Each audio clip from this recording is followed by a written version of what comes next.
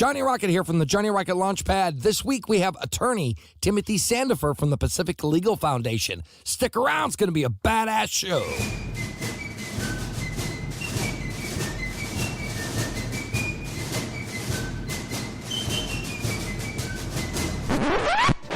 Information is free. The law.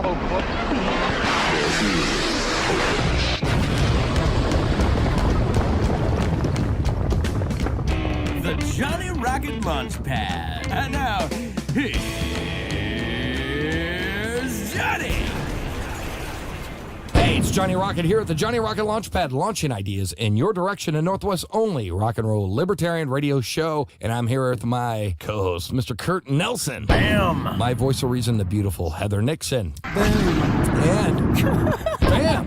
Boom! Explosion! Yeah. Anyways, you can check us out at NWCZ Radio Friday, Saturday, 4 p.m. to 6 p.m. Liberty Movement Radio Friday, 2 p.m. to 4 p.m. Liberty Talk.fm Saturday, Sunday, 4 p.m. to 6 p.m. Radio KSCR Tuesdays, 2 p.m. to 4 p.m. Revere Radio Network Saturday, 4 p.m. to 6 p.m. CMG Global Radio Thursday, 5 a.m. to 7 a.m. InfoSub Friday and Saturday, 1 p.m. to 3 p.m. Liberty Radio Network. Random Times, jrlp.podbean.com, Facebook/JR Launchpad, and JohnnyRocketLaunchpad.com. Wow, one breath. Two. I'm not counting the one at the beginning. One breath in between. Oh, yeah. Yeah, dude. I'm practicing. Well done. I'm practicing. I'm proud of you, bro. Thank you, man. Thank you. I'm working on it, running around the yard and stuff. You're working out? Working out. He's been power smoking to build up his lungs. Oh, yeah. Drinking a lot of beer. I need less oxygen now. I'm happy about I boot it. Fantastic. You know, had a pretty good week. I've been learning liberty, as always, in my free time. Getting all educated on us and stuff. Educated with you guys. And what happened was there is this video series that I keep telling everyone how great it is, learnliberty.com, or is it learnliberty.org? Yeah, it's .org. Anyways, so the fantastic videos, what they have there, they teach, property rights, freedom, philosophy, you name it, they talk about it, and it's awesome. Anyways, going through those videos, I found our next guest, and he is here to join us. Our first attorney ever. Oh, no. Not an attorney. Oh, yes. I'm a little bit afraid. And yes, he's going to school us. School our asses on liberty and law. Wow, right on. Give it up for attorney Timothy Sandefur.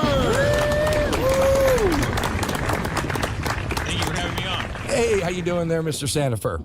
I'm just fine. How are you? I'm doing great, man. Thank you very much for coming on the Johnny Rocket Launchpad. And you are the principal attorney for the Pacific Legal Foundation. That's right. And scholar at the Cato Institute. Wow. Cato has a pretty large number of lawyers, actually, and I'm actually only an adjunct scholar, which means I'm pretty near the bottom of the totem pole with those guys. And you're all about eminent domain, economic liberty. You have some awesome books, The Conscience of the Constitution, The Right to Earn a Living, The Cornerstone of Liberty, Property Rights in the 21st Century. You're a graduate from Chapman University School of Law and Hillsdale College. You've appeared on numerous TV radio shows like John Stossel, videos on Learn Liberty, Where I Found You, and Reason TV. Wow. Man. Are you there? Yes. Oh, okay. He's like, yes. So He's like, I'm just so Is there- stunned. I'm just so stunned by my own resume sometimes. Fantastic, man. My head got too big for the headset here. No, that's the way it should be, though. That's, Yeah. like once you do a bunch of cool stuff, it's like, Celebrate it. wow, yeah, I did that, man. Yeah, Celebrate that's it. right. It's awesome. That's badass stuff. I mean, I wish I was on TV. But I do think I should second what you said about learnliberty.org. It's a fantastic website with a lot of really solid content, but also explained in a very clear way, so that you don't have to be some sort of policy wonk or political junkie to understand it. I mean, it helps, but you can anybody can really get the ideas that they explain there, and they're really straightforward and very well produced. I've always been very impressed by the content they put up. that's right. Even I can understand it. It was amazing. Oh, come on, Heather. Really? Yeah. You're a girl. Oh, no, I only understood part of it. Okay. Yeah, when they start talking about like rent seeking and things like that. Does that mean the landlord's coming? Yeah. Yes. So clean the house, woman. Oh, yeah. Okay. Should I go now? Heather's going to kick my ass on the break. Yeah, you're in trouble now. Yep, I'm You in are trouble. done. And anyways, so we are not lawyers or experts in law. Not at all. Not at all.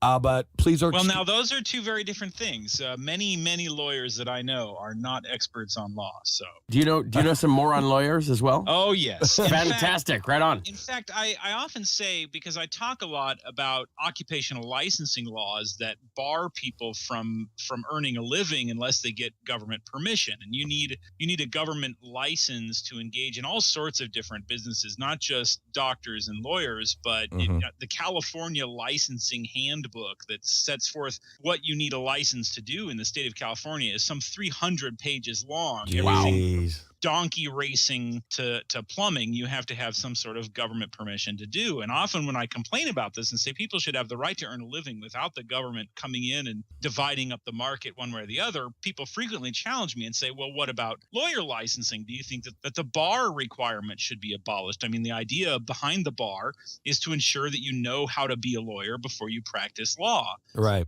To which my answer is, of course, I'm in favor of abolishing the bar. I know way too many lawyers to think that the bar actually tests competency. I mean, there are so many bad lawyers out there. That is proof enough. Sure. That the bar exam does not actually protect consumers against bad lawyers.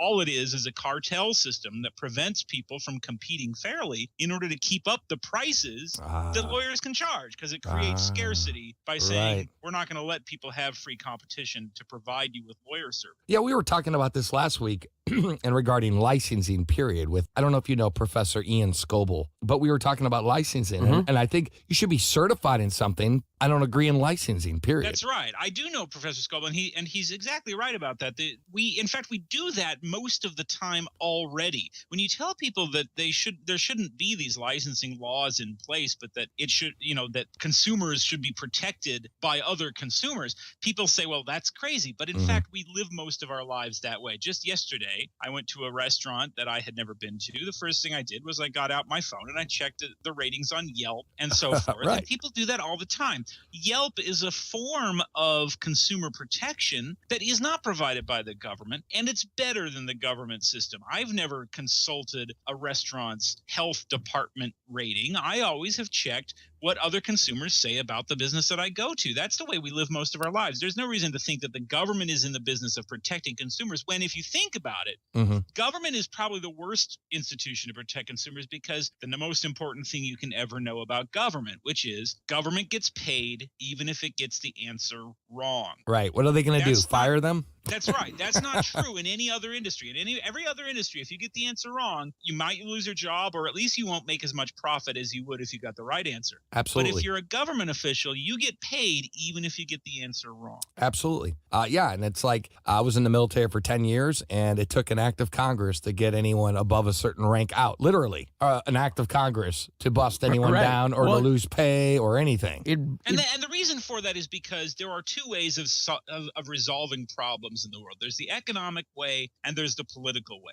In the economic way, if you have to make a decision, you consult things like supply and demand, and you can give it a shot. If you think the world needs a new chain of overpriced coffee shops, you can go ahead and give it a shot and see if it succeeds. And maybe it will. After all, Starbucks succeeded. Right. I was going to use that example. If you're wrong, then you could go bankrupt, or before then you could just decide to change and go into another job or something like that. That's the economic way. The economic way resolves problems by consulting what people actually want. The political way doesn't do that. Under the political way, bureaucrats make decisions about how property is used, what kinds of businesses can start up, what kinds of services they can provide, what they can charge, all those sorts of things. And government officials make those decisions not based on what the public actually wants, but based on political pressure. That might represent what the people want, but probably not. More often it represents what lobbyists want, and that's a very different thing. Right on. And especially with lobbyists, it's minority rule in a lot of ways. And it's a function of the profits that those lobbyists expect to obtain from political activity. That's what rent seeking is. It means that they expect to obtain money from something that the government's about to do. And so they're going to invest a lot of money in trying to get the government to do that thing for them. Whereas you and I, we don't have the resources at our disposal to go down to Congress and get them to do what we want. You got that right. These giant corporations, they do have that kind of influence. And so this is why I don't understand why liberals are pro-government. If liberals are concerned about giant corporations, well, then for goodness sake, defang the corporations. Totally. The way to do that, the way to defang them is to take away their power to use the government to violate our rights. Mr. Sandefur, what got you into law and liberty? Well, I discovered liberty when I was very, very young. I discovered the ideas of liberty through Thomas Jefferson. I became obsessed with Thomas Jefferson when I was in the 9th grade. Nice. And I read everything I could get my hands on from Jefferson. And then from there, I kind of stretched out and discovered Ayn Rand and other libertarian thinkers. But as far as law, I got as far as college really not knowing what I wanted to do. I would probably end up – I enjoyed writing and I enjoyed political philosophy. Maybe I'd be a teacher. Maybe I'd be a journalist. I didn't know. Right. Until I learned that there are organizations out there that do this kind of work, suing the government on behalf of libertarian causes. And the organization at that time, it was the Institute for Justice, which is headquartered in Washington, D.C. They were relatively new at that time. They've been around for a while now, but back then they were still pretty new. And one of the co-founders of the Institute came and spoke at my college and talked about the work that they did. And by the time he was done, I was sold. I thought, that's what I want to do for a career. I want to sue the government for a living. That's awesome. I worked for him for a summer, and then for another summer, I got a job in Sacramento as a clerk at Pacific Legal Foundation. And they said, hey, when you graduate, come to us and we'll give you a job. And so I've been there ever since. And it's been about 15 years now that I've been in the business of suing bureaucrats, which is the best job in the world. Man, that's really cool. That is awesome. That's really cool. And you've been a champion in protecting businesses against abusive government regulations and eminent domain. What cases have you had where you're the glorious victor? Yeah, well, it's a real uphill battle, I'm sorry to say. And so it is very hard to win cases where you're defending economic freedom. The right to earn a living without unreasonable government interference is a right that traces its way back in, if you do the legal research, it's at least Shakespeare's day. The oldest case on the issue that I found was from the 1300s. Wow. And that was about a law that said it was illegal for anybody except for a man named John Peachy to sell wine in the city of London.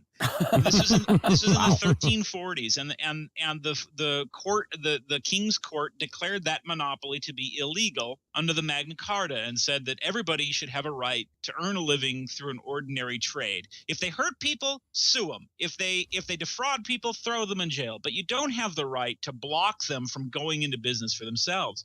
And that idea, that right, has been protected by English and then American courts ever since, until about the 1930s. And at that time, the courts kind of started looking the other way and ignoring the importance of economic liberty. And this was a subject that really mattered to me, because I think somebody needs to speak up for the world's wealth creators. There are plenty of groups out there that speak up for free speech, freedom of religion, and I believe in all those causes, and I think those groups do great work. But there are too few voices out there who speak for the entrepreneurs and business owners who create the wealth that other people redistribute, and so that's what I try to do. Bam! Wow. Mr. Sandefur, could you define, those of us who don't know, what eminent domain is? Eminent domain is the government's power to force you to sell your property to the government even if you don't want to. Mm-hmm. And it's a legal concept that reaches back for actually thousands of years. It's actually an ancient Roman idea that was adopted into English law in the 17th century and then became American law in the 18th century. And it says, sometimes the government needs to build, say, a military base. And if it's going to do that, it needs to get the land. They come to you and they say, we'd like to build a military base, but your house is there. We'd like you to sell us your house so that we can tear it down and build a military base. And you say no. Well, that's a danger to the general public. So the idea is the government can force you to give them the property, but they have to pay you just compensation for that. Okay. And there are two limits on the power of eminent domain. They have to pay you just compensation, and they can only take the property for public use. That's what the Fifth Amendment to the Constitution says. Government can only take property for public use. Unfortunately, that part of the Constitution has been so watered down that in today's world, basically whatever the government says qualifies as a public use. And so what you find is powerful developers like Costco go to city councils and say, hey, you should use eminent domain to condemn people's property and give it to us so that we can build a shopping center. Mm-hmm. And the Supreme Court, unfortunately, has said that was okay. 10 years ago, in a case called Kelo versus New London, the Supreme Court said that basically anytime the government thinks it's a good idea, it can force you to sell your property to the government for whatever Right. it wants. Yeah, and they don't have a leg to stand on. It's, they can do whatever they want. That's right. It's a real travesty. And unfortunately, although there was a lot of talk after that decision came out, it was very controversial. There's been, unfortunately, very little reform since then. And Sure. so to this day, most people are really at risk of the government can basically at any time it wants to, can take away your property and give it to whoever it thinks would use the property in some socially beneficial way. California actually is even worse off because California actually expanded its eminent domain power after Kelo, believe it or not. Wow. So you mentioned Costco can get the government to condemn the property, and then what do they come in afterwards and kind of scoop it up cheap? I mean, how does that work? Yeah, so typically what happens is that the government will form a redevelopment agency, which is it's supposed to be a separate entity like a corporation, except that it's made up by the same people who are on the city council. Okay. And they will declare an area to be blighted. And blighted just means that it's not developing economically the way that the politicians want it to. Isn't that a And plant so- disease? Yeah, it's exactly what it is. That's right. The term blight is for a plant disease, and it was first used to describe economically unproductive neighborhoods in the 1910s by progressives who said that they thought of government as like a gardener and society is like a plant. And so the government exists to water the plant and trim the plant and make sure that it grows in the way that elites want it to Right. grow. So if something's Anyways. not productive, they just go in and wipe it out and do something better That's with right. it. That's right. And what they'll do is they'll take the property and either turn around and directly sell it to Costco for $1 or lease it to Costco for 99 years or something like that. Wow. And what then happens is they then get to keep the tax revenue that comes from the Costco store. The politicians do. They get to use that locally, and that pays off the cost of taking away your house and paying you just compensation. Wow. Have you worked on any cases like pushing forward to the Supreme Court level, trying to overturn or go against this law, or is that something that's really difficult to do? Or? Well, it is difficult to do, and because of the economic recession that happened pretty quickly after the Kelo decision, there was sort of a lull in eminent domain. You didn't really see it happening a lot in the years that followed, but it's starting to ramp up again right now. And so I wouldn't be surprised if we saw another big eminent domain case come up pretty soon. But the Supreme Court only hears eminent domain cases on average about every 20 years. Wow. So the Supreme Court takes very few cases, and it seems unlikely that they would take another eminent domain case anytime soon. But of course, if they did, we would certainly be right on top of that. The Pacific Legal Foundation, you guys do stuff for free, though, for people who need protection against the government. That's right. In certain cases. We're supported by donations from people who agree with the work that we do. And then a little bit of our budget comes from attorney's fees that we win when we win a case. But that's only about 1% of our budget. Almost the rest of it comes from donations from people who agree with us. We don't charge our clients for representation. I mean, our clients typically can't afford representation. Typically, our clients are small business owners or homeowners whose property is going to be condemned through eminent domain, or people who'd like to build a home but aren't allowed to because the government says that there's some endangered fly on the property and they're not allowed to. It happens all the time.